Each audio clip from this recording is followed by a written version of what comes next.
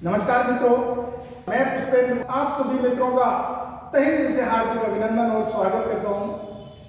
मित्रों, कुछ पंक्तियों से आज के सेशन की शुरुआत करते हैं। लाख दलदल हो पांव जमाए रखिए, लाख दलदल हो पांव जमाए रखिए, हाथ खाली ही सही लेकिन हाथ उठाए रखिए, हाथ खाली ही सही लेकिन हाथ उठाए रखिए। कौन कहता है कि छलनी में पानी नहीं रुक सकता, कौन कहता है कि छलनी में पानी नहीं रुक सकता। बर्फ बनने तक धैर्य बनाए रखिए, बर्फ बनने तक धैर्य बनाए रखिए। इन पंक्तियों को साकार करने जो साकार किया है, हकीकत में जो बदला है, हमारे साथ उपस्थित हैं आज आरएस भरत सिंह गुर्जर साहब और डॉक्टर बच्चन सिंह जी। तो इनकी ओर से भी आप सभी को काफी दिन हो गए, फिर भी अभी नववर्ष चल ही रहा है, जनवरी तो नववर्ष रहेगी। तो एक बार सभी सर, आप भी हमारे जो चैनल के विद्यार्थी हैं उनको नववर्ष की शुभकामनाएं दें। सभी को नववर्ष की बहुत बहुत शुभकामनाएं। नया साल आपके लिए मंगलमय हो, आपका लक्ष्य आपको मिले, ऐसी शुभकामनाएं हमारी हैं।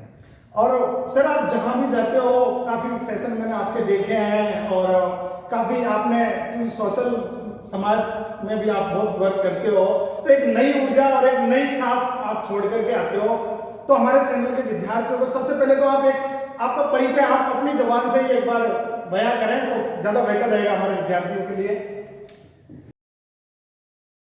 नमस्कार दोस्तों, मैं जैसा कि सर ने अभी बताया, मैं भरत गुर्जर और मैं बेसिकली टॉक से हूँ। पिछले 9 साल से मैं शासन सचिवालय में अपनी सेवाएं दे रहा था, सहायक अनुभाग अधिकारी के पद पे। और अभी रिसेंटली आरएस 2018 में मेरा चयन हुआ है, 35वीं रैंक मेरी उसमें है और एमबीसी कैटेगरी में मेरी फर्स्ट रैंक है। तो बस इतना सा परिचय है। बाकी आदमी का परिचय उसका काम देता है। तो आप भी, मैं यही कहना चाहता हूँ कि अपने आप को ऐसा मजबूत बनाइए, अपने कामों को, अपने कर्मों को इतना मजबूत बनाइए कि आपका नाम आपका परिचय नहीं हो, आपके कर्म आपके परिचय हो। सर, आप भी हमारे चैनल पे कई बार आ चुके हैं, तो एक बार आप भी अपनी जुबान से बच्चों को अपना। देखिए, मैं तो यही कहूँगा सबके लिए, मेहनत का कोई विकल्प नहीं जी। आप जितनी मेहनत करते जाओगे उतने निकलते जाओगे और मेहनत करने से कॉन्फिडेंट आता है। यदि आत्मविश्वास लाना है तो उसके लिए आपको मेहनत करनी है और जिसने मेहनत की है उसका परिणाम कीजिए। तो मैं लंबी लेता हूँ थोड़ी सी, तेरे सारा भरत जी को भी देंगे हम लोग समय ज़्यादातर, क्योंकि हम लोग हमें सुनते हो। तो देखिए, जैसे सूर्य किरण है समुद्र पर गिरती जी, तो वो हो गया हमारा जो सूर्य किरण मेहनत है। और उसके वाष्पीकरण हो, समुद्र का पानी कितना बहुत खारा पानी पी नहीं सकते। और जैसे वो इवापोरेशन होता है, वाष्पीकरण होता है, और वाष्पीकरण होकर पानी की बूंदों में होता है, इतना प्योर पानी बनता है। हर कोई चाहता है कि मुझे सीधा प्योर वाटर मिले।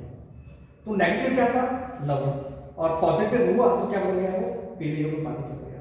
तो ये सारा खेल मेहनत का है, आपकी सोच का है, आपके कर्म के ऊपर है। कौन व्यक्ति आपके नेगेटिव को पॉजिटिव में लाता है। और बार बार मैं कहता हूँ, सोच किताब दोस्त बिल्कुल। और जैसे हम लोग बोलते हैं, अपनी जो इच्छा है, सोच है, वो यदि गलत है तो मंजिल तक विभाग, तो आपको विभाग, और यदि अच्छे हैं तो आपको एक अच्छे रास्ते पर लेके जाएंगे। अब बात ज़्यादा मैं नहीं कहूँगा, अब भरत जी सुनेंगे हम लोग इनकी जुबान से। ये जहाँ भी जाते हैं एक सकारात्मक ऊर्जा का संचार करते हैं। नहीं, तो इसीलिए हम चाहते हैं कि हमारे जो चैनल के विद्यार्थी हैं उनमें एक नई एनर्जी आए और एक नई ऊर्जा के साथ में आप कंपटीशन की दुनिया में उतरे और मंजिल तक पहुंचे। ऐसी शुभकामनाएं हमारे साथ में। सर, मैं आपसे ही जानना चाहूँगा, क्योंकि आप कहते हैं, कई लोगों को रहती है कि भाई एक सीढ़ी दर सीढ़ी चलना चाहिए और फिर जाके मंजिल, कई जाके नहीं डायरेक्ट ही आरएस की करो, अगर सीढ़ी दर सीढ़ी में बहुत टाइम लग जाता है। आपने ये मतलब साकार करके दिखाया कि 9 साल एक सर्विस करते हुए, बहुत से सर्विस वाले जो हमारे साथी हैं वो बहाना लगाते हैं सर टाइम ही नहीं मिलता, सर्विस से थक जाते हैं, ये हो जाता है। आपने उसके लिए टाइम निकाल करके, और 35वीं रैंक और राजस्थान बहुत बड़ी वो उपलब्धि है, 35 बहुत बड़ी उपलब्धि हासिल की है। तो आप अपने हिसाब से आप हमारे विद्यार्थियों को बताओगे कि आरएस की तैयारी कैसे करें, कहाँ से स्टार्ट करें, और आपका क्या एक्सपीरियंस और अनुभव रहा है इस क्षेत्र में?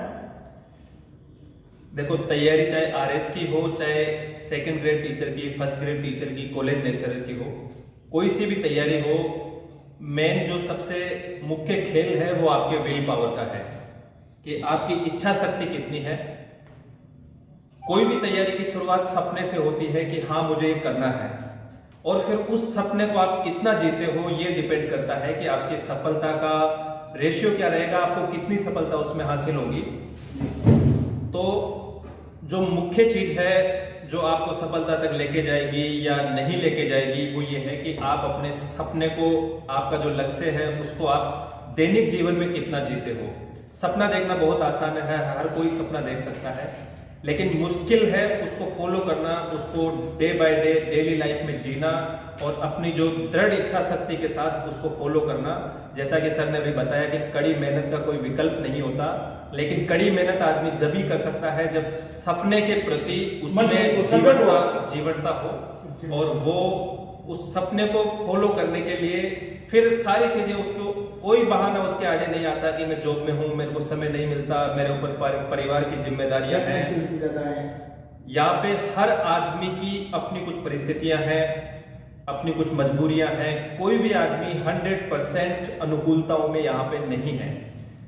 हो सकता है कुछ आदमी को 60% अनुकूलताएं हैं, 40% प्रतिकूलताएं हैं, लेकिन सर्वथा अनुकूलताएं किसी भी आदमी के जीवन में नहीं है। तो आप अपने सपने को कितनी जीवटता के साथ जीते हो इस बात पे डिपेंड करता है कि आपकी सारी प्रतिकूलताएं वहां पे जाके खत्म हो जाती हैं।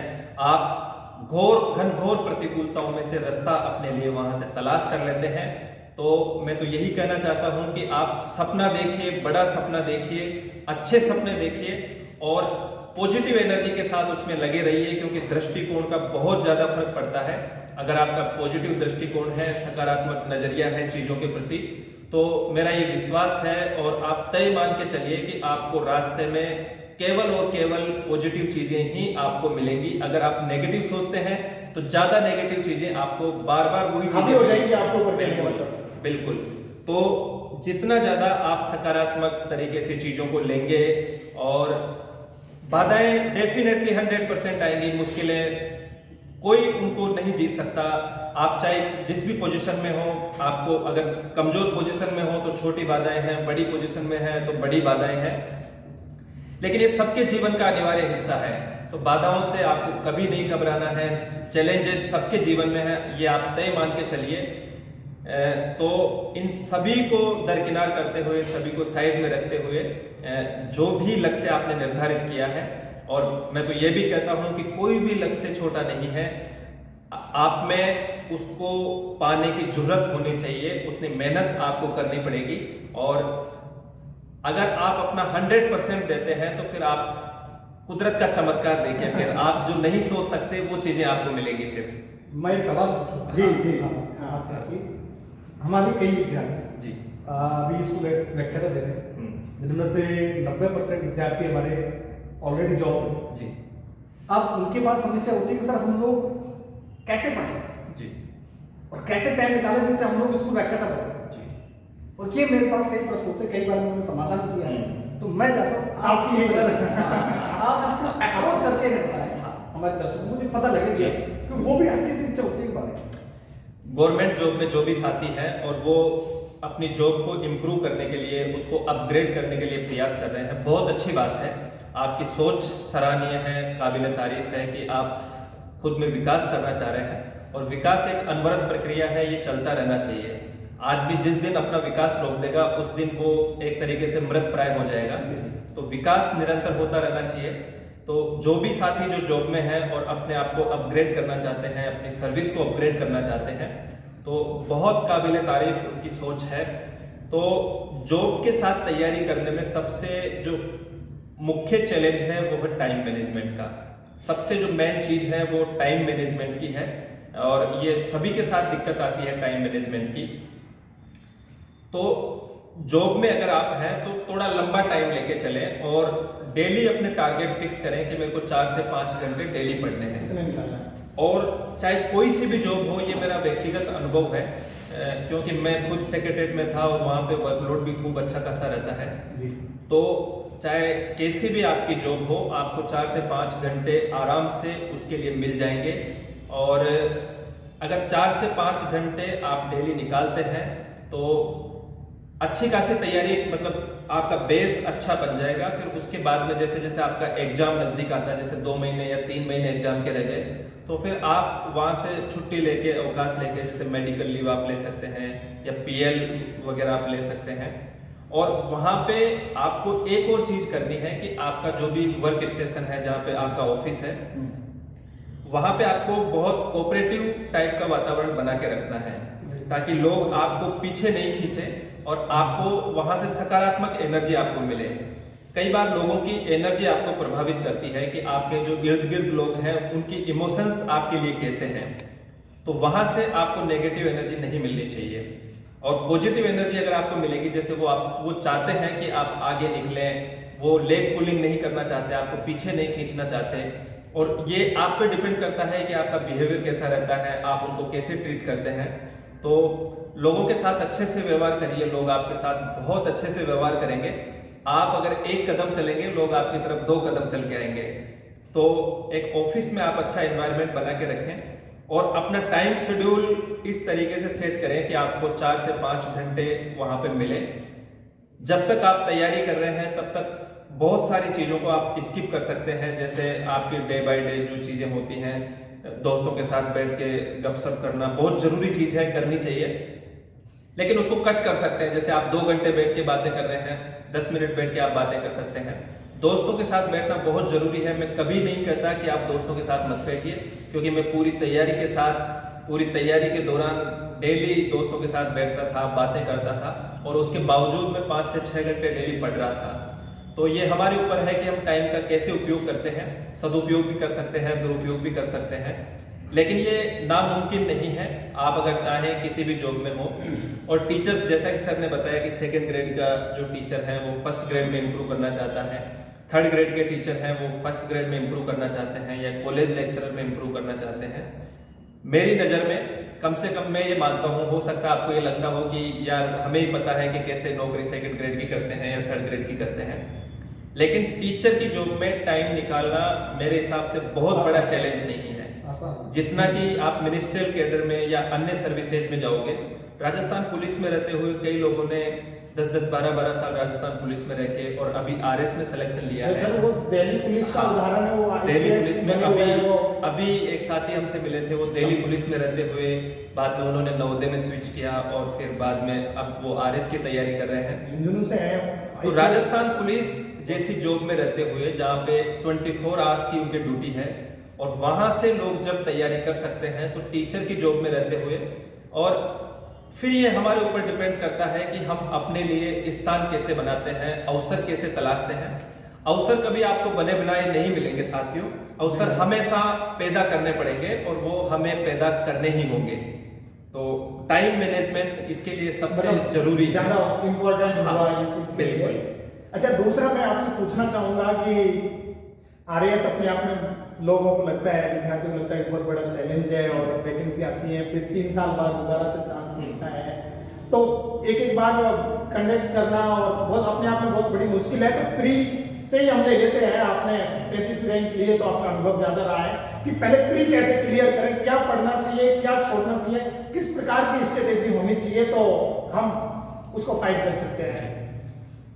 मेरे हिसाब से अगर देखा जाए तो मेरा व्यक्तिगत अनुभव ये है कि RS की तैयारी में कम से कम 1-1.5 साल का टाइम लगता है। तो और इस दौरान होना ये चाहिए कि आप मेंस की तैयारी करो, मेंस के सिलेबस को फॉलो करो स्टार्टिंग से, और जिन सेक्शंस में, जिन सब्जेक्ट्स में आपको दिक्कत है उनमें आप कोचिंग ले सकते हैं। ये आप पे डिपेंड करता है कि आप चीज़ों को कैसे समझते हैं। इसमें कोई आपको ये राय नहीं दे सकता कि आपको कोचिंग करनी चाहिए या नहीं करनी चाहिए। जैसे मैंने कोचिंग नहीं की, पूरी कोचिंग नहीं की, कुछ सब्जेक्ट्स में जिनमें मेरे को दिक्कत थी उनमें कोचिंग की। तो आप मेंस को फॉलो कीजिए, और जब मेंस का आपका सिलेबस एक बार कवर हो जाए तो लगभग 7 से 8 महीने या 8-9 महीने में आपका मेंस का सिलेबस एक बार कवर हो जाएगा। उसके बाद में आप प्री के सिलेबस को एक बार प्री के एग्जाम से पहले, जब 2-3 महीने एग्जाम में रह जाए, तो आप उसको फॉलो कर सकते हैं। प्री के सिलेबस को आप कंप्लीट कर लें, फिर आपका प्री होने में ज़्यादा दिक्कत इससे नहीं आएगी, क्योंकि आपने मेंस का सिलेबस पहले कवर किया हुआ है। और मेंस और प्री के सिलेबस में बहुत ज़्यादा अंतर नहीं है। अगर आप मेंस को बहुत अच्छी तरीके से पढ़ते हैं तो प्री क्वालिफाई होने में मैं समझता हूँ कि ज़्यादा दिक्कत आपको नहीं आएगी। और प्री जैसे आपका जिस दिन आपका प्री हो जाएगा आप कॉन्फिडेंटली उसको क्वालिफाई क्रैक कर लेंगे, दूसरे दिन से आप मेंस की तैयारी वापस स्टार्ट कर सकते हैं। तैयारी क्या एक तरीके से रिवीजन स्टार्ट कर सकते हैं। और इस तरीके की जो एग्जाम्स होती है जिनमें हमको लिखना पड़ता है, डेस्क्रिप्टिव एग्जाम्स होते हैं, उनमें सबसे ज़्यादा जरूरी है कि आपका रिवीजन ज़्यादा से ज़्यादा बार हो, क्योंकि जितना आप रिवीजन करोगे उतना आत्मविश्वास आप में आएगा और आत्मविश्वास से अच्छे उत्तर लिखे जा सकते हैं। तो यही एक तरीका है कि मैं प्री से पहले आपका मेंस का सिलेबस क्लियर हो, लगभग मतलब सिलेबस तैयार हो, और प्री के बाद में फिर आप उस सिलेबस को अच्छे से फॉलो कर सकें तो आपकी बहुत अच्छी तैयारी इसके लिए हो जाएगी। मैं दर्शकों को कहना चाहता हूँ जी, आपके जो 4th पेपर है आप उसे इवोल्यूशन कर रहे हैं, एवोल्यूट कर रहे हैं, तो उनके बारे में भी दर्शकों को बता दें जी। यदि कोई विद्यार्थी जुड़ना चाहता है और कैसे, मतलब आपसे किस माध्यम से जुड़ सकता है, आपकी सेवाएं ले सकता है और आपके अनुभव और सीधा तो किस माध्यम से? जैसा कि सर ने बताया, मेरे RS 4th पेपर में जो लैंग्वेज का पेपर होता है हिंदी और इंग्लिश का, उसमें मेरे 137 मार्क्स है और उसने बहुत अच्छी लीड मुझे यहाँ तक पहुँचाने में दी है। बहुत अच्छे मार्क्स कह सकते हैं। हाँ, तो इसके लिए कई साथियों का ये था कि उन्होंने व्यक्तिगत मिलके ये कहा कि 4th पेपर में हमें आपकी मदद चाहिए, तो उसके लिए एक test series rank up initiative के नाम से एक टेस्ट सीरीज अवेलेबल हम करवा रहे हैं। तो उस टेस्ट सीरीज से जुड़ने के लिए आप रैंक अप का जो ऐप है वो डाउनलोड कर सकते हैं, और मेरे जो वीडियोज हैं 4th पेपर के लिए या RS की स्ट्रेटेजी के लिए वो आपको YouTube पे अवेलेबल हो जाएंगे। भरत गुजर RS 2018 के नाम से मेरा YouTube चैनल है, तो आप उस पे YouTube पे सर्च कर सकते हैं। मतलब दोनों जगह आप सेवा ले सकते हैं। बिल्कुल। तो YouTube पे आप मेरे को सर्च कर सकते हैं, मैं वहाँ पे अवेलेबल हूँ। और आपको जो भी RS स्पेशली 4th पेपर में, क्योंकि आपको जनरल स्टडीज जो 3 पेपर हैं उसमें आपको बहुत सारे टीचर्स या बहुत सारे साथी हैं बताने के लिए, ये 4th पेपर एक ऐसा सेक्शन है जहाँ पे वैक्यूम भी है, कंटेंट की भी कमी है। तो इस कंटेंट को फिलअप करने के लिए हमने ये इनिशिएटिव लिया था। बहुत अच्छा प्रोग्राम चला रखा है। तो आप उससे आपके साथ अभी 200-250 विद्यार्थी जुड़े हुए हैं। जी और आप बिल्कुल ऑफलाइन ऑनलाइन दोनों ले रहे हैं, हम देख रहे हैं। और बहुत अच्छा काम है। उसमें अच्छी बात यह है कि जो लोग जुड़े हुए हैं उनमें इम्प्रूवमेंट भी दिख रहा है, क्योंकि हाँ सोने पर सुहागा उससे सेटिस्फेक्शन मिलता है कि जो प्रयास हम कर रहे हैं और हमारे प्रयासों की बदौलत अगर स्टूडेंट्स को इम्प्रूवमेंट हो रहा है तो इससे बड़ी और सुकून की बात क्या हो सकती है।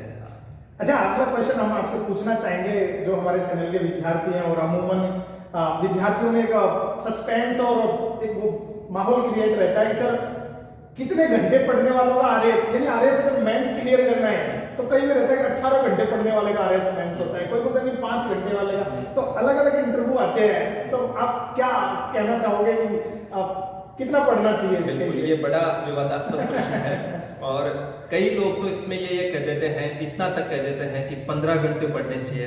तो 24 घंटे में से आदमी 15 घंटे कैसे पढ़ सकता है? ये बिल्कुल नेक्स्ट टू इम्पॉसिबल है कि आदमी 15 घंटे 24 घंटे में से पढ़ सके।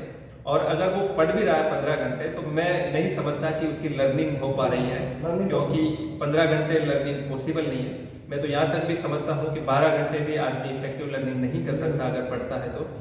खैर, ये आपकी क्षमताओं पे डिपेंड करता है। अगर आप ये मानते हैं कि आप 12 घंटे पढ़ के उसको समझ भी पा रहे हैं और आपकी लर्निंग भी इफेक्टिव हो रही है, तो मैं आपको नहीं कहूँगा कि आप कम पढ़िए। आपकी क्षमताएं ज़्यादा काबिल तारीफ हैं, क्षमताएं हैं आप में, तो आप पढ़ सकते हैं। लेकिन फिर भी मैं मेरा जो व्यक्तिगत अनुभव आपको बताता हूँ, तो मैं कंटिन्यूअसली 6 से 7 घंटे इस तैयारी के दौरान पढ़ रहा था।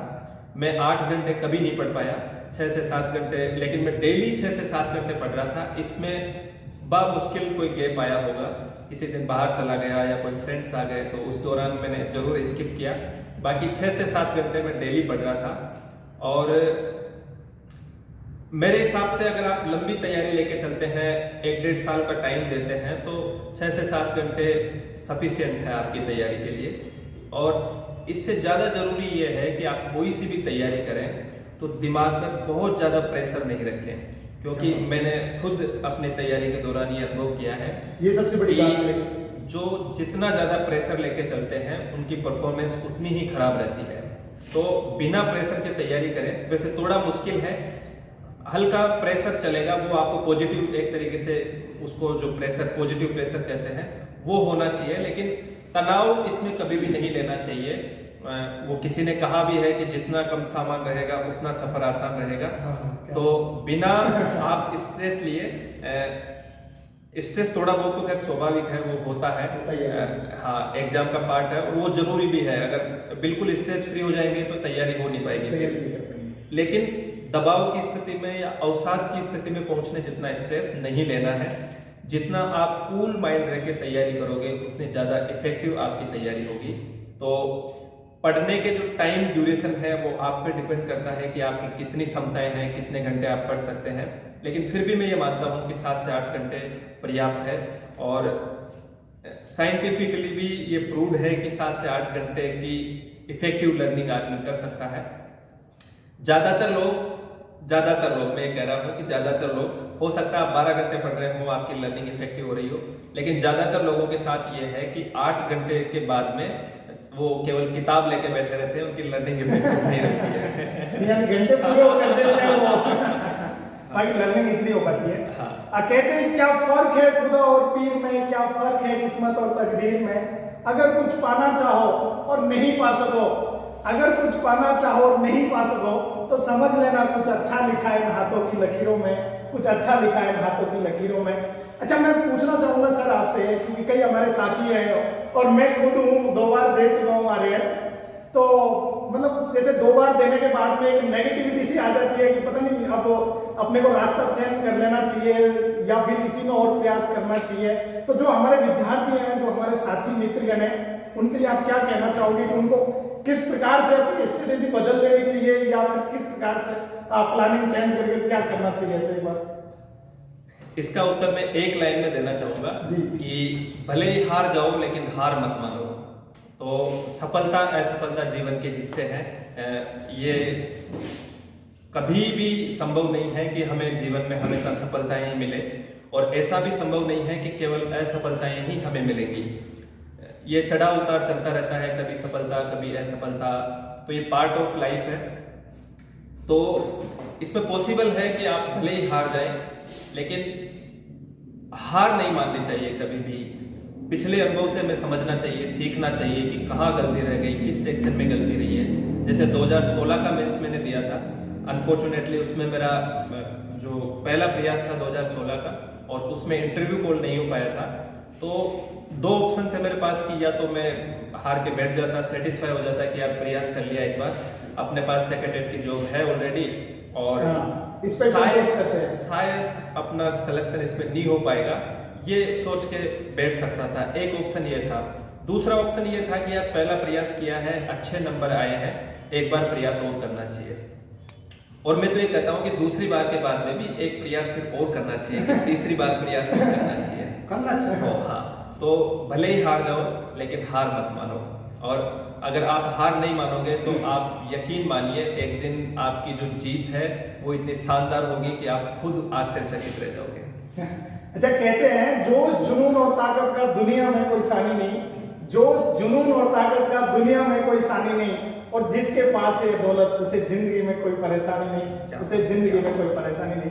अच्छा सर, हम नेक्स्ट क्वेश्चन आपसे पूछना चाहेंगे कि हमारे काफी विद्यार्थी हैं चैनल के, उनकी एक क्यूरी रहती है, सर हिस्ट्री पढ़ते हैं तो ऐसे लगता है बस हमको हिस्ट्री याद हो गई, या फर्स्ट पेपर पढ़ रहे हैं तो ऐसा लग रहा है फर्स्ट पेपर पे हमारी कमांड हो गई। जैसे हम सेकंड पेपर पढ़ना चालू करते हैं तो धीरे धीरे करके फर्स्ट पेपर निकलना चालू, फिर थर्ड पे जाते हैं तो सेकंड निकलना चालू। तो मतलब पढ़े हुए को कैसे याद रख सकते हैं, उसके लिए अपन को क्या कौन सी प्रक्रिया अपनानी चाहिए? एक बार आप जितने भी लोग तैयारी करते हैं, ये सबकी कॉमन समस्या है, ये सबकी, मैं भी उसमें शामिल हूँ कि जो पढ़ते हैं वो भूल जाते हैं, याद प्रॉपरली नहीं रहता है। तो इसमें यह है कि भूलना कभी भी अभिशाप नहीं है, ये वरदान है। अगर हम नई चीज़ों को, पुरानी चीज़ों को नहीं भूलेंगे तो नई चीज़ें कैसे याद रखेंगे। लेकिन फिर भी एक साइंटिफिक थ्योरी है कि आप चीज़ों को ज़्यादा देर तक कैसे याद रख सकते हैं। इसके लिए 2-3 चीज़ें आपको करनी है। एक तो रिवाइज का शेड्यूल, आप अपने स्टडी का शेड्यूल ऐसा बनाइए कि चीज़ें ज़्यादा से ज़्यादा रिवाइज हों। अगर आप किसी भी कंटेंट को महीने तक नहीं पढ़ते हैं एक बार पढ़ने के बाद में, तो वो 60 या 70% गायब हो जाता है। तो आपका शेड्यूल ऐसा होना चाहिए कि वीक में एक बार उनका रिवीजन करें और आरएस मेंस से पहले आप पूरे सिलेबस का 2 से 3 बार रिवीजन कर लें। तो मैं ये मानता हूँ कि ज़्यादातर चीज़ें आपको याद भी होंगी। और याद करने का मतलब आप ये कतई नहीं लें कि जैसा नोट्स में लिखा हुआ है या बुक में लिखा हुआ है वैसा का वैसा हमको रखना है, वो नहीं। हाँ, वो बिल्कुल गलत हो जाएगा। तो याद करने का मतलब ये है कि जो भी कंटेंट आप पढ़ रहे हैं उसका बेसिक समझ आपको हो जाए और एक प्रैक्टिकल नॉलेज आपको हो जाए, उसके कंसेप्ट क्लियर हो जाए।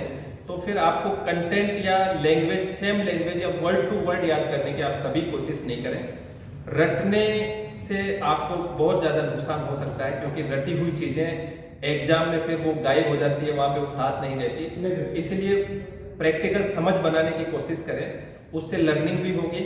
और एक ये है कि अपने दोस्तों के साथ, सेम माइंडसेट वाले दोस्तों के साथ बैठ के आप डिस्कस कीजिए चीज़ों को, तो उससे डिस्कशन से भी चीज़ें बहुत अच्छे से याद रहती हैं। लेकिन डिस्कशन करते हुए आपको बहुत सावधान रहना चाहिए कि डिस्कशन एक तो उस साथी से हो जिसका लेवल आपसे समान हो, न तो ज़्यादा लेवल का हो न कम लेवल का हो।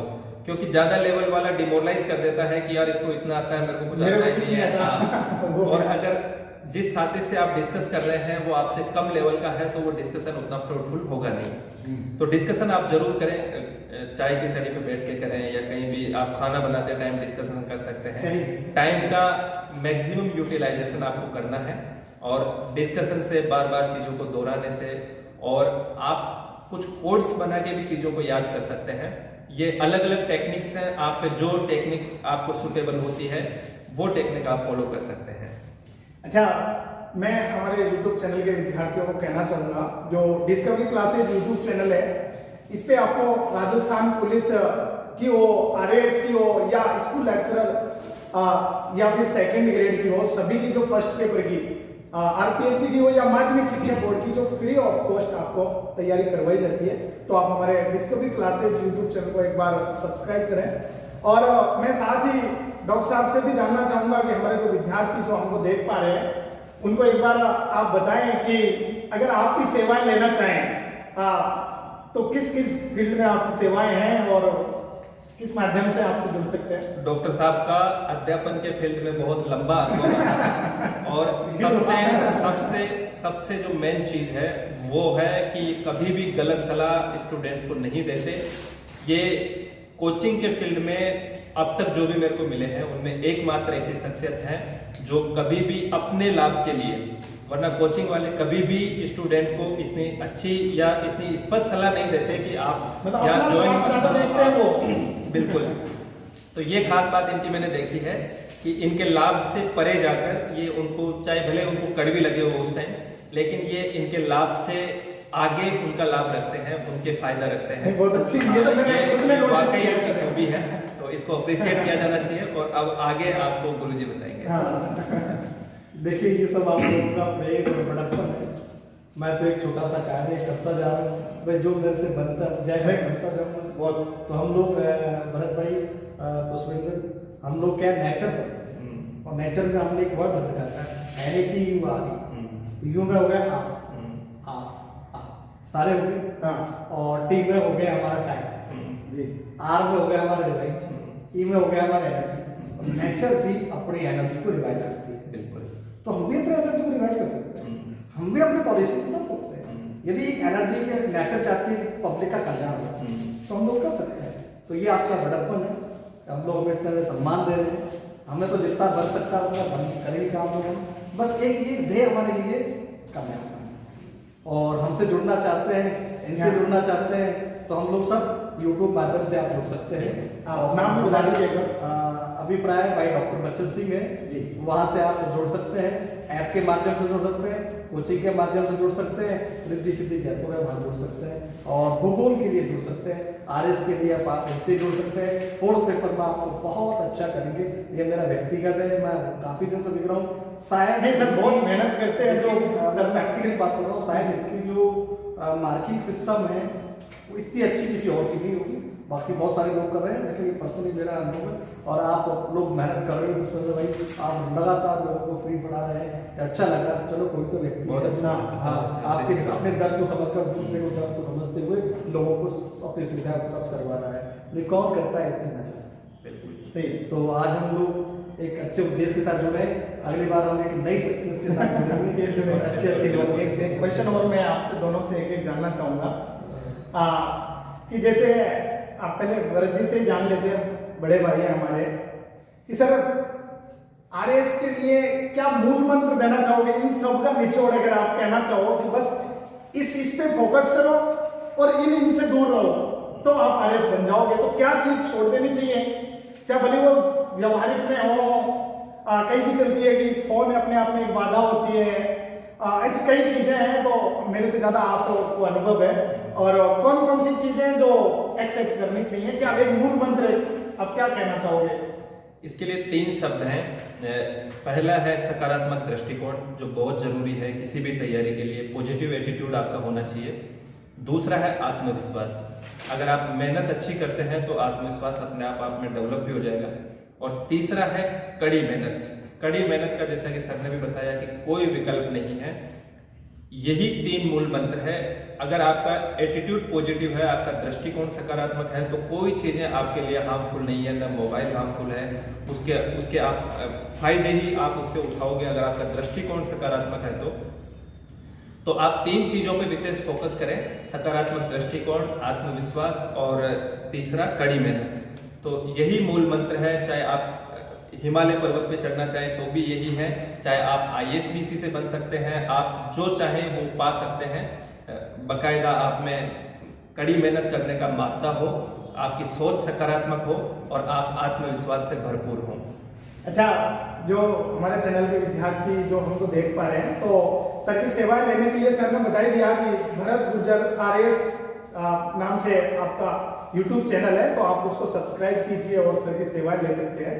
अच्छा, यही क्वेश्चन सर मैं आपसे जानना चाहूँगा डॉक्टर साहब से, बच्चन जी से, कि सर फर्स्ट ग्रेड के लिए, क्योंकि आप तो स्पेशल ज्योग्राफी और मैं तो कहूँ राजस्थान में, सर का तो कल ही बोल रहे थे, बोले 25 राज्यों में तो मैं तो उम्मीद करता हूँ कि और बढ़ के ये केंद्र शासित प्रदेश और 28 राज्यों तक आपके कवर हो जाए।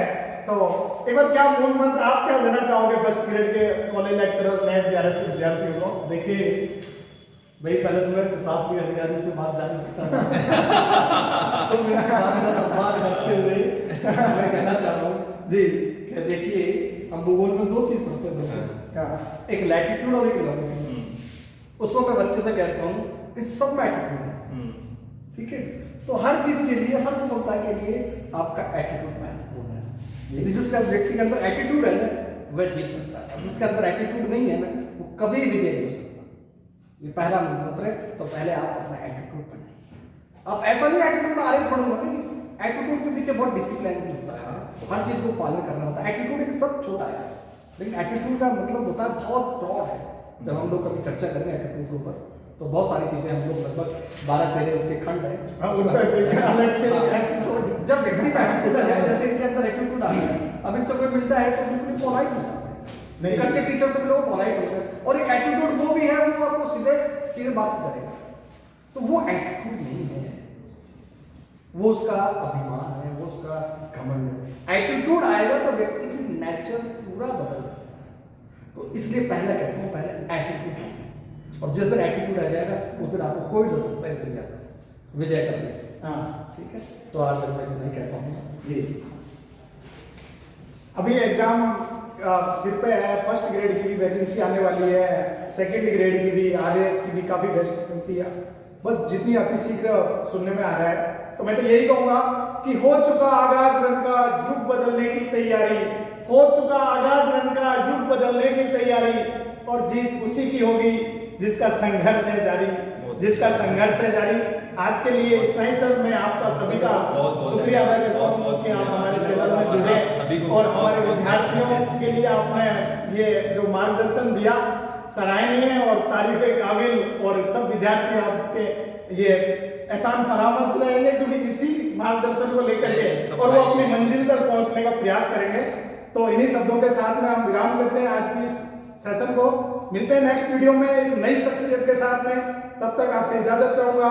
जय हिंद, जय भारत। Thank you.